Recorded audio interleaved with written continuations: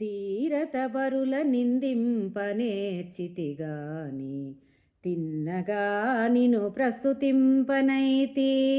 ధీరత పరుల నిందింపనేర్చితిగా ఆని తిన్నగా నిను ప్రస్తుతింపనైతి.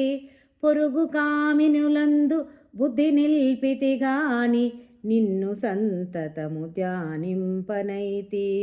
పొరుగు కామినులందు బుద్ధి నిల్పితిగాని నిన్ను సంతతము ధ్యానింపనైతి. బెరికి ముచ్చటలైన మురిసి వింటిని గాని ఎంచి నీ కథలాలించన ఆలకించనైతి. బెరికి ముచ్చటలైన మురిసి వింటిని గాని ఎంచి నీ కథలాలకించనైతి. కౌతుకంబున పాతకము గడించితి గాని హెచ్చు పుణ్యము సంగ్రహింపనైతి. గౌతుకంబున బాతకము గడించితి గాని హెచ్చు పుణ్యము సంగ్రహింపనైతి. నవనిలో నేను జన్మించినందుకేమి సార్థకము కానరాదాయే. స్వల్పమైన అవనిలో నేను జన్మించినందుకేమి సార్థకము కానరాదాయే.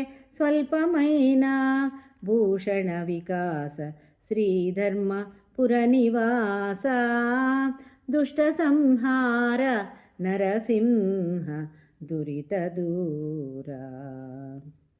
నరసింహ శతకంలోని 34వ పద్యాన్ని తెలుసుకున్నాము. అలాగే భావం. ఓ నరసింహ, ధైర్యముచే ఇతరులను నిందించినాను కానీ నిన్ను పొగడలేను. పరస్త్రీలయందు బుద్ధి నిలిపితిని కానీ నిన్ను సదా తలచనైతిని.